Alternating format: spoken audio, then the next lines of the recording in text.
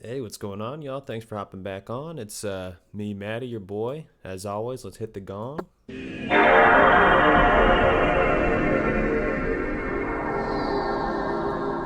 Let's get today started. As the thumbnail suggests, as well as my terrible Google slide suggests, we're going to talk about red mana today. Been a week we talked about green mana last time. We're going to hop into my second favorite color this time, and that's red mana.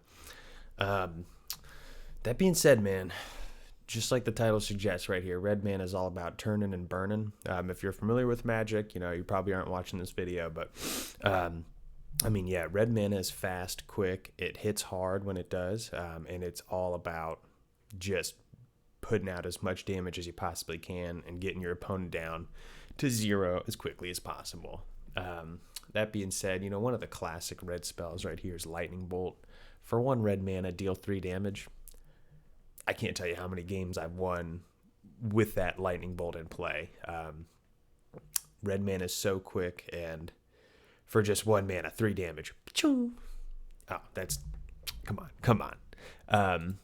But yeah, I play a lot of Commander, so it's going to be a pretty based. But in Standard,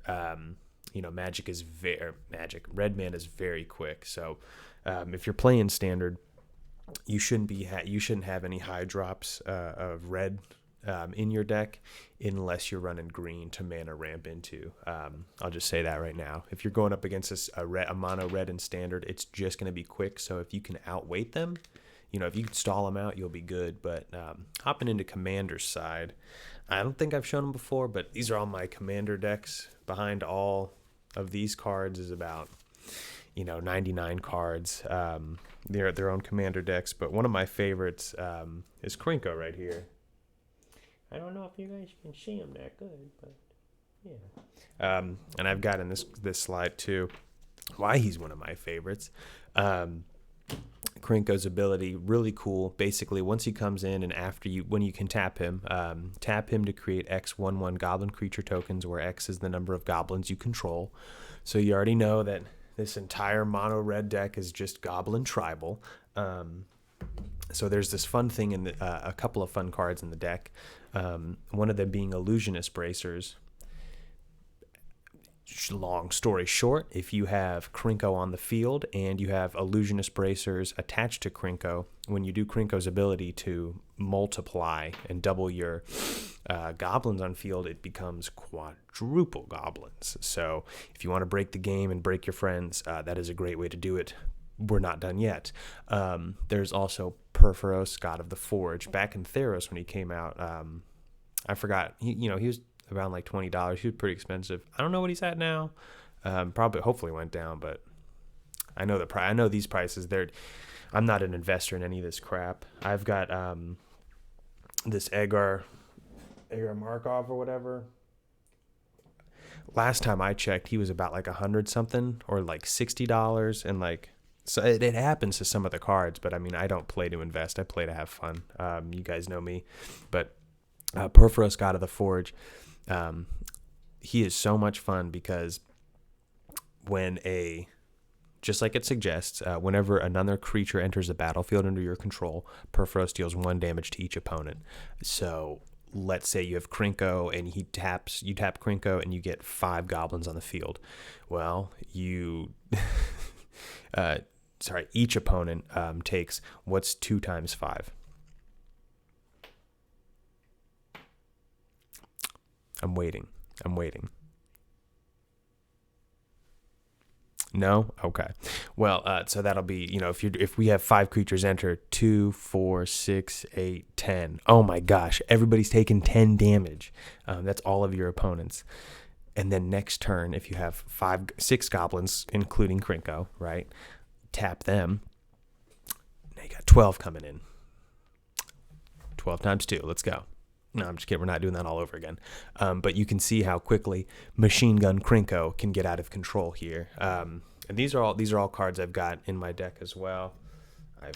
If you guys need proof, I could show you. I wouldn't lie to you guys. Oh yeah, there's Illusionist Bracers. Yeah, yeah. I totally have Perfrost God of the Forge. Yeah, he's so in there. Yeah, he's so in there. I'm not looking through all those cards. That's gonna waste your guys' time. But that being said, there's a whole lot more you can do with mono red besides goblins, burning them out. But in Commander, Commander's a little bit more of the long game, a long con game. Unless it's 1-on-1. It's mostly multiplayer. So I've seen red white burn itself out real quick. You need some zhuzh in there at the end. Machine Gun Kelly, excellent zhuzh. Honestly, unloading goblins on them, excellent. Here's just some fun ones in my deck as well that I like to throw in, but it's Zuzu the Punisher. Basically, whenever a land comes into play, deal 2 damage to that land's controller. That's you too, so I mean it's hitting you, but it's still pretty fun. There's also Burning Earth. Whenever a non-basic land is tapped for mana, Burning Earth deals 1 damage to that player. Highly recommend that. There's also another There's also another card called Blood Moon. I believe it's ridiculously expensive though. But it basically, all lands are now mountains. So if you're playing mono red, it locks everybody down and they have to destroy it. It's an enchantment. There's enchantments like Fervor, give your creatures haste. So, and again, I'm basing this all around Krinko, but you're tapping in all those goblins, and if they have haste, just flood with goblins. This is one of my least favorite decks of mine to go up against if any of my friends pick it. It's also one of my favorite to play if I'm going up against friends that have their own decks, just because it really puts the heat on. If everything's going good. If it's not, man, you can get me out, because there's not a whole lot it can do with resistance to flyers. But again, this is all Goblin Tribal. There's a lot you can do with mono red itself. It's a very versatile color. But if you splash in some red to a green deck, that'll go a long way. A little bit of burn, or use the green to ramp into a bigger red guy or a red green guy. That's some good stuff right there. Red and black, really good, because you've got the black for kill spells. You also have just not big, but you have very skulking death touch like monsters.